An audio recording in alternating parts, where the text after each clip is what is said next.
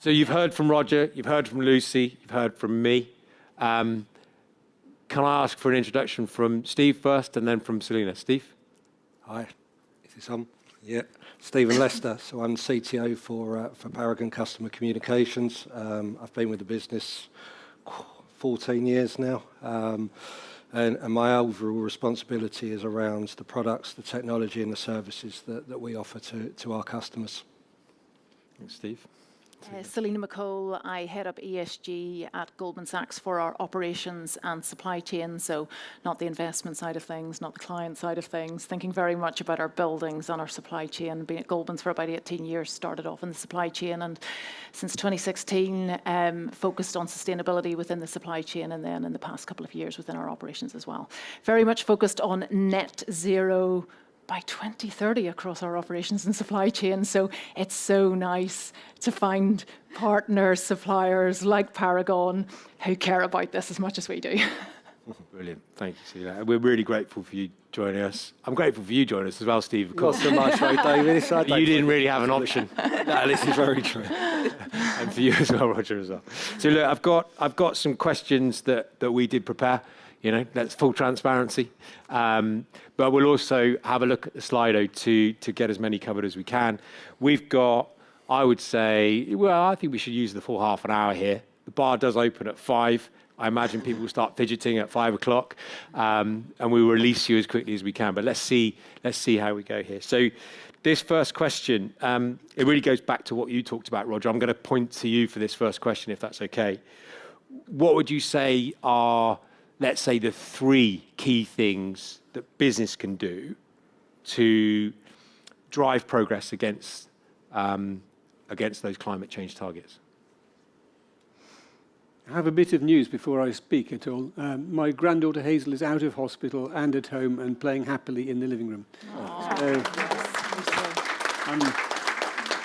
I'm a very relieved grandfather. The 3 main things. Well, I think I'd have to go for measuring to begin with, because although it's really annoying, and there are other things that you could do more quickly, it does provide a stable base, and so I think that would be number 1. And then number 2 would, I think, probably be look at your own energy and whether you can produce it yourself or whether you're buying on a green tariff. And number 3 would be to appoint a champion in your organization, because there seems to be really good evidence that unless there is a champion at board level who is pushing this stuff through, the agenda is so challenging that it just withers away. So those would be my 3, I think.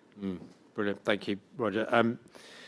I think some of the content that you talked about earlier, there's a bit of numbing associated with just hearing it all the time. So unless you embed it and you give that champion everything they need to do it, these things can go away because they're not always in your eye line. Yep. I think those are really important points. Sure. Thank you. Yep. Selina, I'm going to ask you this next one. Scope 3, complex, really tricky. It's at the heart of your role. It is. What challenges are there in tackling and delivering across that value chain when you look at Scope 3 particularly? I mean, Scope 3 is hugely challenging, and I could talk about this all day, and Lucy and I do spend a lot of time talking about this. I would say 3 big challenges that I see across Scope 3 as you think about supply chain is firstly, the complexity of trying to track emissions across your supply chains. If you think about all of our supply chains, we operate with global supply chains with suppliers of varying sizes across a range of geographies who are all at different stages of their decarbonisation journey. And when you go out and talk to those suppliers and you ask them to come on a journey with you, they're all going to be at different points in that journey. And so, trying to start tracking emissions, some suppliers like Paragon are advanced on their journey, and there are going to be some other suppliers who really don't even know where to start with tracking emissions. So the conversation that you're having is going to be a very different conversation depending on where your supplier is in their journey. I would say the second big thing is the complexity of data gathering. And, the fact that you have actually developed a carbon calculator is brilliant, because that almost makes it look like it's easy. And for anybody who's tried to do this, they will know that it's not easy. Because again, if you think about your global supply chain, every single supplier provides a different type of service in a different geography, and that's going to have to be linked to an industry emissions factor for you to establish a baseline. And then you will be asking some of your suppliers to report. So once you've got the industry emissions data in there, multiplied by your spend to give you a rough indication of what your supply chain emissions are, then you overlay that with the data that your suppliers are providing you to just add that extra layer of complexity on the numbers, but actually also that other layer of transparency and more accuracy on the data. But then that comes to the third challenge, which is the accuracy of the data, and indeed the data gaps that are in there. And we all know that because tracking emissions is so complicated, there are going to be gaps in the data. You can make mistakes. So the odd zero here or there can make a big difference on where that is, or the decimal place in the wrong place. But the data accuracy is absolutely critical because, as Roger just touched upon there in terms of, data accuracy, that data is so critical for a number of reasons. Firstly, to help you understand, well, how am I comparing against my peers? How am I comparing against the industry? How am I comparing against the goals that I've set? And then once you are able to start understanding your baseline, then it's tracking the progress against that. And of course, all of this data is critical for the business case that you're building internally to go to your leadership and say, I need more resources and I need more money to make this happen. So, absolutely critical. On that sounds really depressing. That's not a reason, though, not to start. It's not a reason not to start because more and more of your clients are going to be asking you for this. We just can't get away without it. And then finding people that you can partner with is the exciting opportunity for all of us. Yeah, absolutely. That's, very eloquently described. The challenge in the data and the measurement is that sometimes it's never been done before. You're breaking new ground all the time. Yeah. And therefore you can't penalise people that haven't done it before. You have to work with them, where your natural instinct is, I'm walking away from you because you can't do it. That's right. And actually that then allows them to benefit the rest of the value chain. So, breaking new ground and you're doing I think that. Don't let the lack of accurate data stop you Absolutely. making progress. Absolutely. And then being able to help people who aren't on that journey, then that's incredibly rewarding for them and for you when you see the progress, and they will come back going, I actually understand my emissions now, and that's super exciting. Yeah, definitely. Yeah. And there's a real reward in that. The carbon calculator, we should gamify it so that there's a endorphin release as you get going. Let's do that. So there was a mention of data and technology. They're really hard. They're always Steve, this is your chance. So here's a wide-ranging conversation. Okay, let's start it with you. What role does technology play in delivering the solutions overall?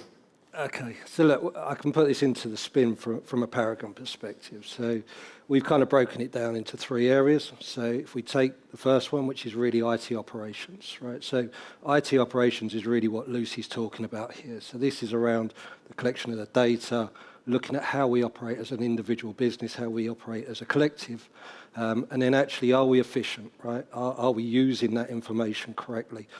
Absolutely, you're right. Collection of data is a big problem, especially when you start bringing in the fact that there's a lot of legacy information that was never designed to be used, right? So that's kind of the first bucket, and Lucy and the team have done a phenomenal job with that around looking at how our IT operation works and how we collect that data. Second bit is really around IT enterprise. And IT enterprise is really around ESG for me. So how do we bring the values of ESG into how we buy technology, right? So that's a real challenge for our business, again, because of the legacy that we have. So we're always looking forward. So this is where we start talking about real transformation. And this is really where carbon comes into that and sustainability comes in and plays a part, because transformation is key to this. So that's the second bucket. And the final bucket for us is kind of what we class as customer operations. So this is how we use it, and I know it sounds a bit bad, but how we use this as competitive advantage, right? So how do we develop products, services that attract the right talent, but also create revenue for a sustainable business? Because ultimately it's the people that create sustainable businesses that are going to influence the market the most. Bang on. My answer, buddy. There's we should not decouple success from sustainability. If sustainability is referred to as a competitive advantage, that's fine, as long as that's the long-term view. We shouldn't shy away from that. I'm just going to have a quick look at Slido. And, the Slido trick here is, like your own question because you get to the top. So, get your phones out, have a little play with it. So I'm going to ask this one then. 70 million people in the UK. What's the single biggest thing you can do as an individual to reduce your carbon footprint? I'm not even going to ask an individual on this one. Fire away. Who wants to go first from the panel? Let's see. We've all got a view. I think I'll take a stab at this one. I don't know what the answer is, by the way, but I think it doesn't need a few people doing stuff imperfectly. It needs everyone, it doesn't need a few people doing stuff perfectly. It needs everyone doing it imperfectly. Now, pick something that matters to you as a person and do something about that. That's what good, I think. Brilliant. That's a great suggestion. Yeah. Can't really follow that, can you? No. Yeah, but you should, because we all have ideas. You should. Yeah, no, it's a really good point. I look, from my perspective, I think it's the small things. Yeah. And I even talked to my kids this morning. It's about being a role model for the next generation. So, doing the right things and putting, recycling, stop using plastic, start using bottles. So just really simple things that we kind of need to ingrain and pass on to the next generation. So for me, that's the key for our generation, is to be a role model and push this down so it does become sustainable behaviour as well. But I think it does. Sorry, Roger, you go ahead. Okay, I think we talked about this earlier on. I think the simple things that can make an impact on, that you can individually make an impact with, well, one is you can take it up with your company, because your company vastly amplifies your voice. You can take it up with your MP. I was chairing some events at Glastonbury last week, and Lord Deben was there, the head of the Climate Change Committee. And people were slagging him off because he's a Tory politician, and Glasgow's a sort of lefty sort of a place. And there were maybe about 80 people there or something in this tent. And he said, "Okay, how many of you have gone to take up your concerns with your MP?" Two. Two people had gone to take up their concerns with their MP. So Gomer shamed them and said, shame on you. If you can care about this, get into your MP's surgery and bend his or her ear about it. So those are two simple things you can do. And then other simple things which people won't want to do but are effective is, one, stop flying, or get as close as you can to stopping flying. Stop using your car if it's possible for you to do, or if necessary, buy an electric car, but ideally don't buy one at all. In London now, it's really easy to live in London without a car, especially now you can get deliveries of everything that was previously awkward. Now you can get everything delivered to your house. And then, look at your heating system. Don't have it so warm in the winter. Think about changing your boiler for a heat pump. I mean, these are all things that are a bloody nuisance, frankly. Go around your house, insulate everything, pain in the butt. Get up into the attic where you haven't been for 96,000 years and find the assorted mountains of debris, sort it out, get it properly insulated.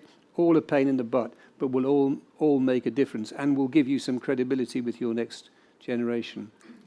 I should say, actually, since we've been here, and I was just doing a bit of internet searching, as you suggested, the reports come through. This is really quite sobering. Despite 191 countries and the EU pledging their commitment to the Paris Agreement's guidelines, out of Fortune 500 companies, only 23% have taken significant steps towards carbon neutrality. While organisations grasp the importance of decarbonisation, there's a reluctance to turn climate action into action. Sorry about that. More bad news. I was going to make that point about businesses that, yeah, we can all take actions in our personal lives, but and I've forgotten the exact percentage, but it's a really small number of businesses that account for a really large percentage of the global carbon emissions. So again, it's up to us as businesses. Yeah, I think you've got to do what's in your domain. Yeah. And write to your MP. That's one of those levers. Doing something. No, go and see your MP. That's a commitment. Anybody can write to their MP. It takes 5 minutes. Go and see them and sit in the waiting room outside their surgery and then bend their ear. Let's get a queue going on. And we'll also host the next one at Glastonbury, one of these, because we can all. Roger's got 2 Bromptons, so he can cycle down there. Join us. I saw yeah, here you go. Look, I think this is probably quite a scary one. How do we answer those who say, what's the point when China and others are doing nothing for sustainability? I'm actually going to ask Lucy that one and see what the answer is. Yeah, and it's a question I ask myself a lot as well. Climate anxiety, I think, is one from a personal level. I can't sit back and do nothing as a corporate climate activist. But also for your business, the consumer research shows that if we don't do this stuff, we're not going to be in business for much longer. And I don't think we can wait for countries or governments to make the commitments that are needed. It's up to us as businesses or leaders of businesses to drive the change that's needed. And businesses are starting to do that, not enough of them, Roger, as you point out. But it's up to us to do something about it because we'll be waiting a while, I think, for governments and the legislation to actually drive the change that's needed. But businesses can do it. So let's target the businesses in China and the US. I think that's a real opportunity, though, for businesses as well, and a real opportunity for, entrepreneurs. And, we at Goldman spend a lot of time with small businesses in the UK and the US through our 10,000 Small Businesses programme, which aims to educate them. And we know that they're the powerhouse of the economy. And this is a real moment for, these entrepreneurs because, they are used to disruptive technologies and driving change and cracking problems. And, I think there's a real opportunity for small businesses to go out there and find funding, come up with new innovative ideas to help us solve some of these problems. So, I would say I personally don't feel too disheartened, by this. The other thing I would say is, as you think about, the small businesses and minority-owned businesses and where you can support as well, that's a really important part of the sustainability journey. We know that the minority communities, countries in developing countries, they're going to be more adversely impacted by climate change. And again, there's an opportunity for us to be really thoughtful about our own supply chains, buying from more, diverse suppliers, minority-owned companies, etc., because that will help close the gap. Inequality, exactly. We through our own supplier diversity programme in the UK, we did an economic impact assessment of that over the past 3 years. The money that we spend with small and minority-owned businesses in the UK, what's the impact of that? And those diverse suppliers in the UK told us that they hire from minority communities more than the average minority community in the UK. So more than half of the population of the suppliers that we use who are minority, more than half of their employees are from minority communities. So investing your money in the right place through your supply chain or through your investments really is an opportunity to help close the gap on inclusive growth as well. And that's almost a systemic change. So, Could I have a word on? Yeah, of course you on can. China? Well, this is the student flat syndrome writ globally. It's a mess. Who's going to clear it up? Everybody made the mess. Yeah. If one person clears it up, maybe it's not going to make much difference, but at least to show a bit of leadership. And we, the UK, started climate change. Whether we like it or not, we started climate change. And the government, I think laudably, has taken it on board that we should lead the way in trying to stop it getting worse. And China, I mean, the China thing is a kind of a trope, isn't it? And it's an easy get out for anybody in the UK. Oh, why should I bother? Look at the Chinese. And of course, it has an element of truth in it.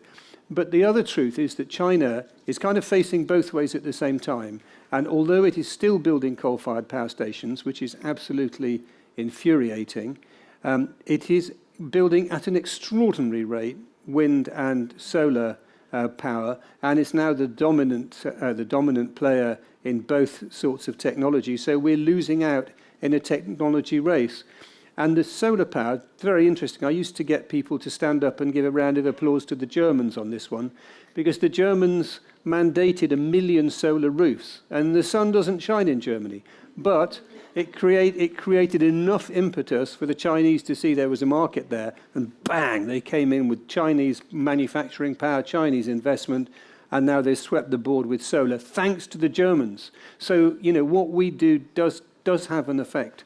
And, we can only hope that the Chinese stop building coal-fired power stations. Although, to be fair, they are going to be peaking their emissions substantially earlier than they promised to do, thanks to all the stuff they're putting on. Oh, batteries as well. They've now seized control of the batteries market and all sorts of energy storage markets. So, they are racing ahead while also pulling in the opposite direction. Complicated. Yeah, it is complicated. Supply and demand and the ripple effect of system change. We don't actually always know how that's going to work. Yep. But if you know it's the right thing to do, have a crack at it, because it probably creates that virtuous circle, which I think is your point, Selina, definitely. I can't ignore this one because you've got 6 likes against it, so fair play to whoever that was. Roger, what's your view on the current EV market and the growth of EVs in the market? I think it's inevitable, and the government, if it wants this, and it says it does, just has to grasp it. This is another way where the Chinese are investing massively in their charging systems. When the Chinese set out to do something, they do it. And we set out to do it, and we're dithering with it. And I remember, a long time ago, there was a suggestion that hydrogen was going to be a major player in the automotive system. And I went to the States, to the West Coast, where George Bush had proposed his hydrogen highway. California was going to be powered by hydrogen. And I just looked at the figures. I thought, this is bullshit. Electricity is going to win out. It's just a better technology for all sorts of reasons, and cheaper and further developed. So I sat next to Lord Brown, John Brown, who was then chairman of BP. He invited me for some strange reason to be his guest at the annual dinner of the Royal Geological Society, of which he was president. And I waited till he had drunk a lot of wine. And I said, this hydrogen highway thing in the States, I think that's bullshit. I think it's just spun out by the oil majors so you guys keep control of the charging system. Am I right? He said, yes. And I thought, wow, what a story. And then I said, I just calmed down a bit, and I said, would you say that into my microphone? And he paused and he looked at me. He said, could you pass the port? Brilliant. Thank you, Roger. I'm going to ask 2 more questions because 5 minutes ago the bar opened. I'm thirsty. I don't know about you guys. I'm actually going to ask Selina this one, if it's okay. Go on, what is it? So, a lot of staff have complained about sustainability fatigue. I'm not suggesting yours have. I.e., they are tired of hearing about sustainability. How can you keep up the momentum without overloading? Oh, it's a great question. It is a great question. It is interesting, in terms of sustainability fatigue. I guess people feel fatigued when they feel as if they are being asked to do something, but they're not seeing their company do things, and I think, again, it's back to the transparency and the communication that you talked about earlier. We often think about, what can we do to help our employees make the right choices, make it easy for them, help them on the journey. A lot of it is about communicating in the right way. It's about listening. So why are they feeling fatigued? Understanding that and then helping try to involve them in the conversation and in the journey to address these matters, helping them understand things. I often often have, people ask me, why on earth do you have compostables rather than, reusables in our cafeterias? And we have to go through explaining to them the research that we've done, the consultants that we engaged in that process, etc. Why is our waste so complicated to sort? I don't know which bin to put my waste in. And again, it's just helping people understand why you have the practices that you have, what the impact of that is, and what their role is in helping you on that journey, and also trying to make it easy for them. I remember a few years ago, we actually decided that we were going to eliminate single-use plastic across our campuses globally. But we're still in that journey. We've got until 2025. But when we opened up our new office in London, I can remember we spent a lot of time saying, how are we going to get rid of the hundreds of thousands of bottles, plastic water bottles that we use? I think we were consuming 10,000 1-litre bottles of water in London alone per month. So employees were buying them. I know, it's mad, isn't it? And so when we developed our new campus, we said, how can we help people on that journey, because they're still going to need water, which is why we then developed this water bar. So we said, let's develop a cool water bar in our cafeteria in London where people get flavoured water, sparkling water, still water, hot, cold, tepid, you name it. You've got this whole water bar where people can go and bring their reusable bottle that they got when they came into the office, and then you make it a little bit more interesting for them. You help them understand that actually we've taken away the plastic bottles. You can no longer buy those, but we've given you something else. So I think it's often about listening to people, understanding what the concerns are, and then trying to address them in a way that makes sense to them. Yeah, brilliant. Thank you. David, the only thing I would add to that, so coming from an IT transformation kind of perspective, transformation goes forever, right? The fatigue thing I always find quite frustrating. So when I put it into my world, it doesn't stop, right? This is a generational baton that we're passing down, right? So saying you got fatigue after such a short period of time doesn't really bode well for any of us, right? Because this isn't going away. And actually what we're experiencing, what we're expecting from people is just to keep going, right? This is a marathon and it's a generational. We're just going to keep passing this down. So that I see it a lot, and it's probably the thing I struggle with the most when you start talking about fatigue in things like this, because it's a journey that we're all going to be on for a very, very long time. Yeah, you got to embrace And it's that. overwhelming as well. Yeah, Yeah. can be. Yeah. Yeah. Yeah, and I think sometimes the size of that challenge can switch people off unless you embrace it in some way. I'm going to ask the final question, which is kind of slightly derivative of that.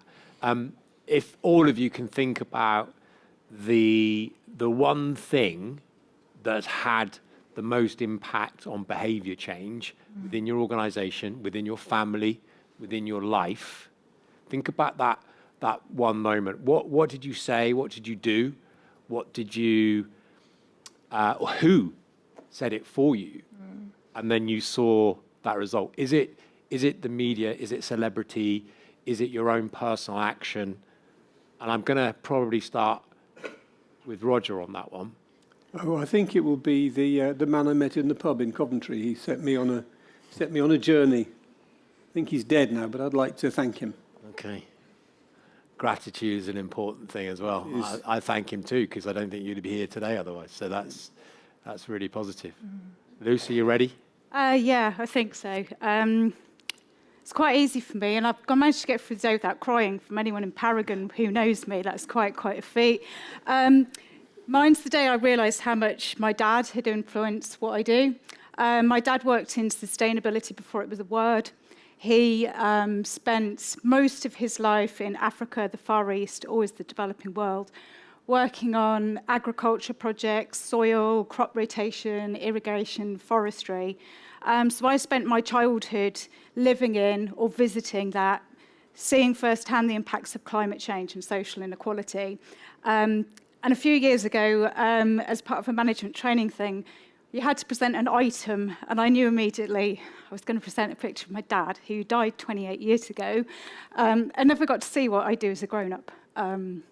So, yeah, that's what drives me, because I've got a lot to live up to. Managed not to cry.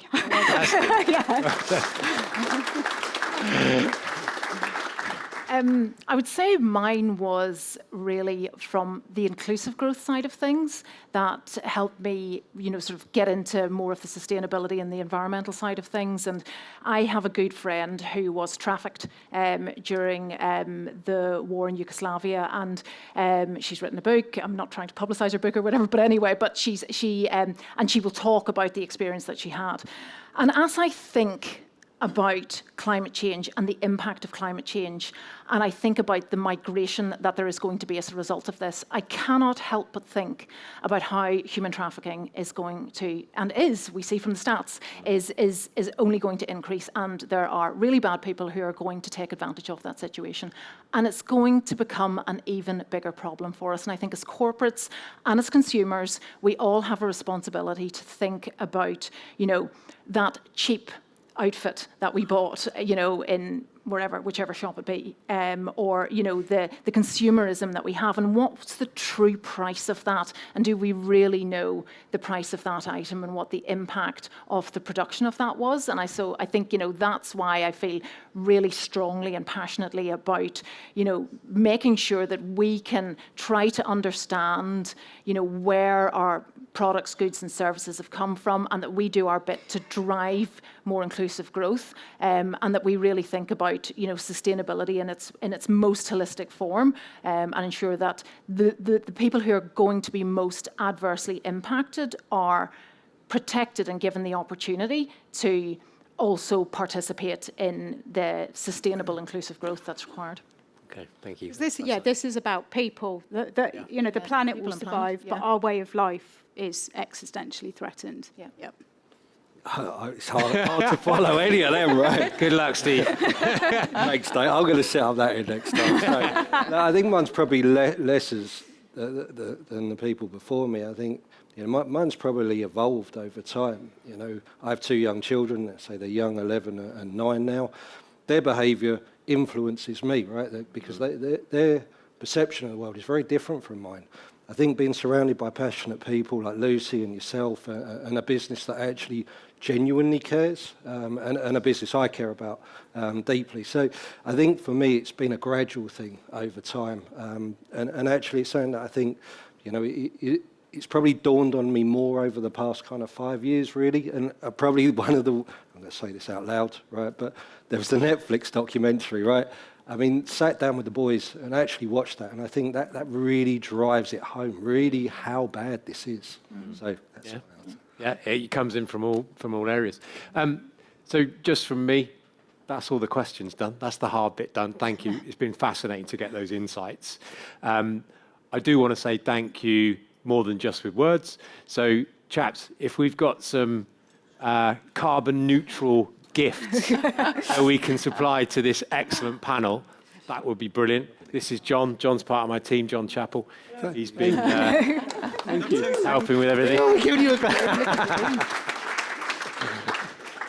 Don't drink it all on the way home, because you might not get there. Yes, I might not. That looks very nice. Thank you. It's our pleasure. So, folks, thank you all for coming. We do appreciate the investment that you've made in your time to come here today and give us the chance to deliver these important messages. Thanks again to the panel. The bar is open. Jim will close the session in the bar. Okay, so go grab a drink, and then in the next 5 or 10 minutes, Jim will take us through the closing session. So thank you all. Go grab a drink.